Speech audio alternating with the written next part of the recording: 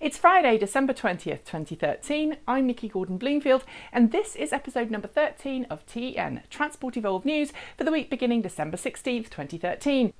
Listen to most automakers and you'd be forgiven for thinking people choose electric cars just because they're kind to the environment, have bucket loads of neat, gadget-laden features, never have to stop for gas, and earn you hugs from polar bears and aliens. But if you're watching this show, we know you're really keen on the way that EVs give a sporty, fun-filled driving experience with unbelievable handling and 0 to 60 times most car geeks would pay big bucks for. So when we found out BMW had filmed an online ad which focuses just on the track prowess of its all-electric i3 hatch, we had to give it some major love. Filmed on the Monticello Raceway in Sullivan County, New York earlier this year, the 49-second ad shows the BMW i3 being put through its paces at full speed. And yes, we really do mean full speed, piloted by professional race car driver and stuntwoman Erin Crocker. Also, along for the ride was Chris Neff, BMW Active E electronaut and hardened EV advocate. Neff, who was on our Transport Evolved show last Sunday, said the long filming session gave him the ride of his life, and if you want to hear more about the experience, be sure to go back and watch Sunday's show. Just wait until we finish this one first, okay? It seems like there isn't a week which goes by these days without someone announcing some form of new self-driving car, and this week is no exception. This time, however, is the turn of French automaker Renault, which has quietly announced this week that it has a semi-autonomous prototype Renault Zoe. It can drive itself along designated autonomous driving routes at speeds of, wait for it, up to 20 miles an hour. But let's be honest, that's far less impressive than the self-driving capabilities demonstrated by Renault's automotive sibling Nissan, whose self-driving LEAF can take itself on the freeway, overtake slower cars, and even give Japanese dignitaries a ride. What makes Renault's design different, however, is its low cost. Unlike more sophisticated systems, this one relies on just one forward-facing camera, a couple of sensors, and the car's built-in GPS system. And of course, a computer to combine all of that data to give the car a virtual view of the world around it. Reduced costs are great, but at the moment the system can't cope with animals, pedestrians or cyclists, so really is only good for urban clearways where anything living, except maybe the odd half-dead courier biker, is safely locked away inside another vehicle. But that's progress, right? I mean the self-driving thing, not locking everyone in cars. That's just wrong. If you added up all the electric miles I've driven since I first stepped behind the wheel of an EV back in 2006, you might just end up with a figure of around about 100,000 miles. My family's current EV, a Nissan LEAF and Chevy Volt, have about 60,000 miles between them as it currently stands. But that's nothing compared with Steve Marsh, a Nissan LEAF owner from Washington State, who this week passed 100,000 miles in his 2011 Nissan LEAF. Yeah, one car.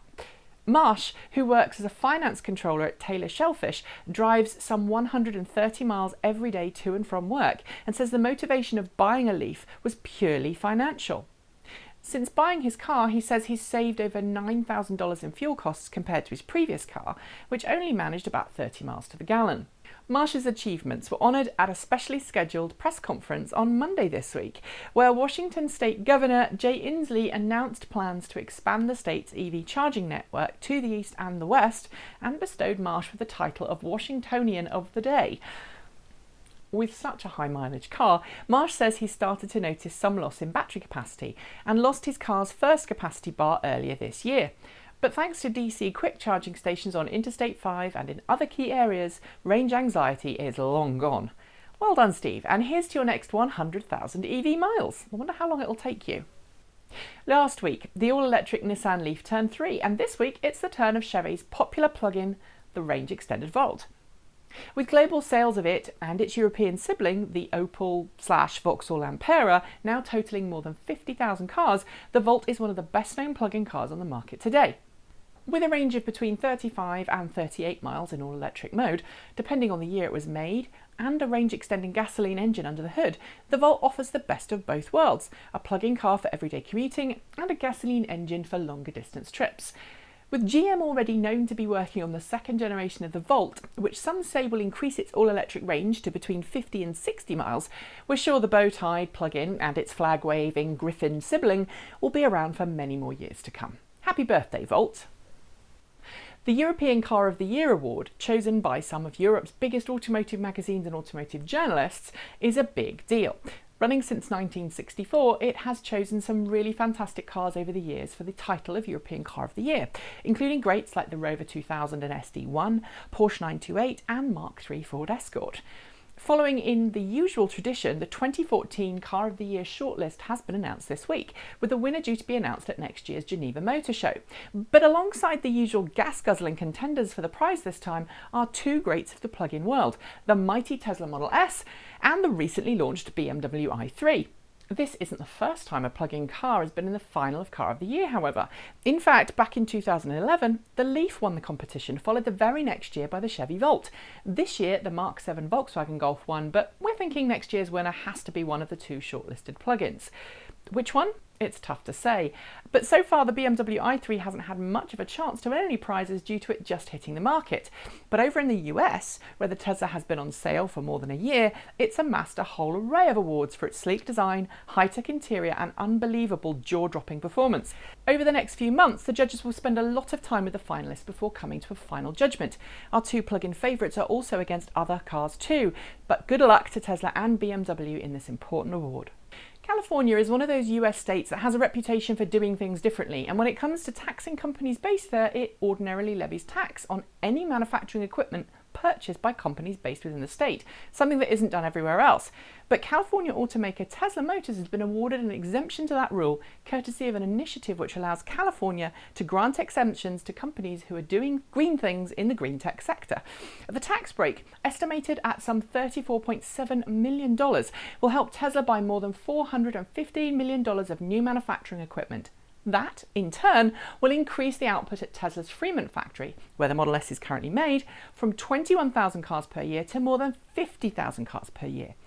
It will also allow Tesla to hire an additional 112 members of staff, something the state of California says will help it bring more than $24.4 million to the state. Of course, this news is also good for Tesla customers around the world, many of whom are eagerly awaiting for the arrival of their new car, especially in Europe. Crank up that volume, Tesla. In related news, however, the battle between Tesla and the Ohio Dealers Associations just keeps rumbling on. A few weeks ago, we told you about some dastardly plans by pro-dealer Ohio senators determined to ban Tesla from selling cars in the state.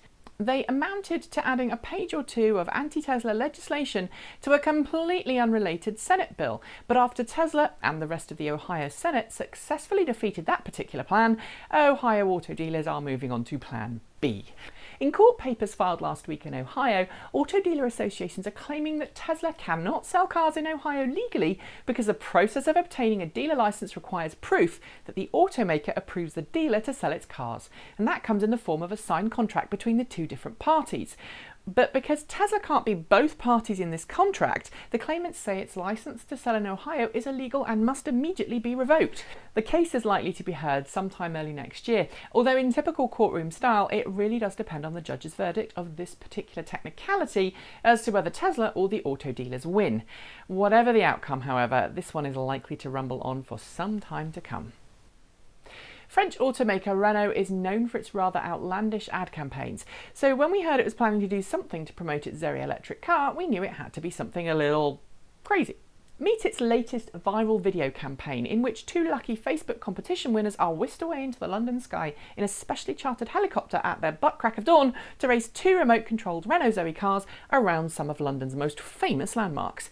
Oh, and the cars are racing around on a giant Scalextric set. In a very deadpan press release accompanying the video, Renault said that both cars were specially prepared for the event, including a metal guide pin connected directly to each car's steering to enable them to follow the groove track around the course. Power, we were told, wouldn't be a problem because each car had a battery pack on board, but the cars themselves would be remote controlled using Renault Zoe's R-Link app, specially modified for the event. As Renault hints in its press release, all is not quite as it may seem.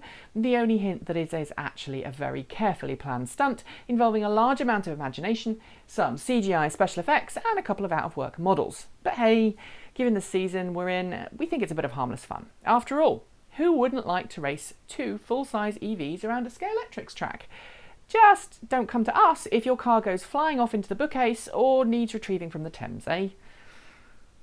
That's it for this week. Don't forget to join us next week for another episode of T.E.N. In the meantime, visit www.transportevolve.com for all the EV news that's fit to print, subscribe to our channel and other shows on YouTube, and have a very Merry Christmas and a Happy New Year. Yeah, I caught you out with that one, didn't I? But as it's nearly Christmas, this is our last newsy show and there won't even be any live Transport Evolves until next year. Thanks for watching this year. I'm Nikki Gordon-Bloomfield, and until next time, stay juiced up!